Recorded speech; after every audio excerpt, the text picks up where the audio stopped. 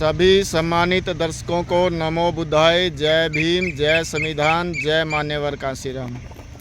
सम्मानित दर्शकों, आज बाल टीम नरवाना को बहुजन मिशन ज्ञान चर्चा में हमने भीमा कोरेगांव युद्ध की जानकारी दी कि 1 जनवरी 1818 को हमारे 500 वीर सैनिकों ने 28,000 ब्राह्मण पेशवाओं को गाजर मूली की तरह काट दिया था। और ये बहुत ही भयंकर युद्ध हुआ था। और ये युद्ध किस लिए था? सदियों से ब्राह्मणों द्वारा एक ऐसा मार्शल लॉ हमारे ऊपर लागू किया गया था जिसमें आगे हांडी और कमर के पीछे झाड़ू बांधकर चलना पड़ता था।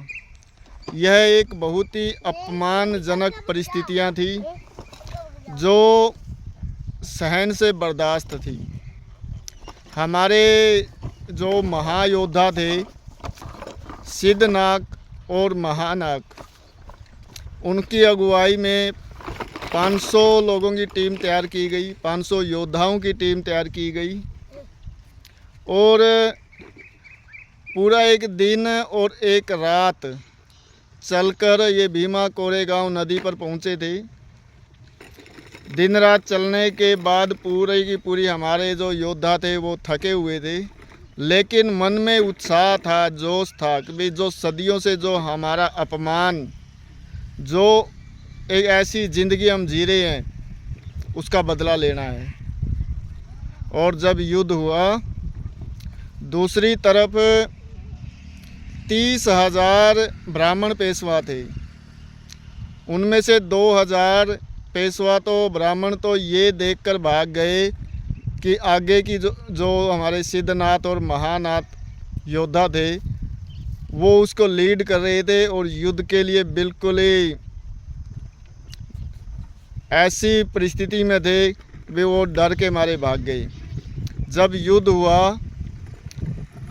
तो हमारे 500 लोगों ने, 500 योद्धाओं ने 28,000 ब्राह्मण पेशवाओं को गाजर मूली की तरह काट दिया और बहुत ही भयंकर लड़ाई हुई। ये लड़ाई थी उस अपमान का बदला की जो सदियों से हमारे पुरखे झेलते आ रहे थे। ये लड़ाई थी हमारे मान सम्मान और स्वाभिमान की। ये लड़ाई थी कि भाई ये साबित करने के लिए कि हम भी इंसान हैं। आपने जो पशुओं जैसा जीवन हमारा बना रखा था, जो पशुओं से भी बदतर हमारा जीवन था, उसको हम अच्छे तरीके से कैसे जी सकते हैं। हमारा भी जीवन है, हम भी इंसान हैं। सम्मानित साथियों, इस युद्ध के बारे में, इस लड़ाई के बारे में जब हमारी बाल टीम नरवाना को हमने बताया तो इन्होंने इस युद्ध के बारे में इतनी कोई जानकारी नहीं थी।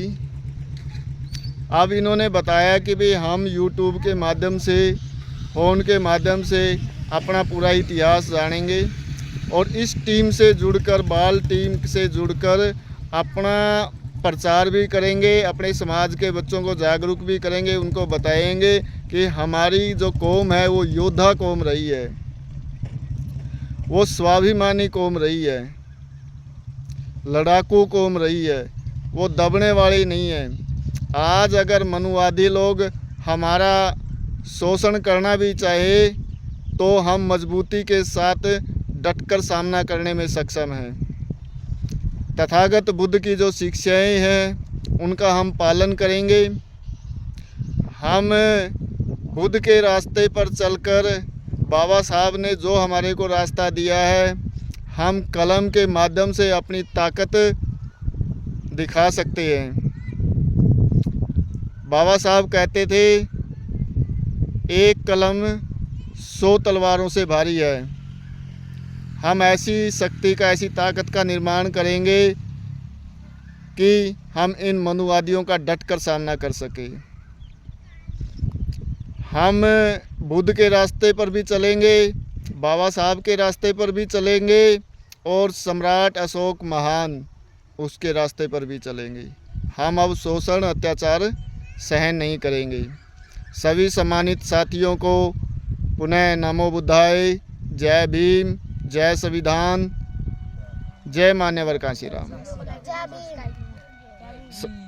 सभी साथियों से अनुरोध है भी इस वीडियो को ज़्यादा से ज़्यादा लोगों तक पहुंचाएं और चैनल को सब्सक्राइब करें, लाइक कमेंट करें ताकि इस बाल टीम का हौसला बढ़ सके।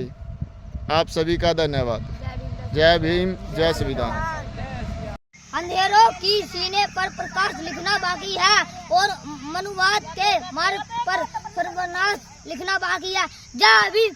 मटकी झाड़ू वाले दिन दे दे, किसी की औकात नहीं, कोशिश कर ले कोई कितना रुकेगा, अब भीम बाद नहीं।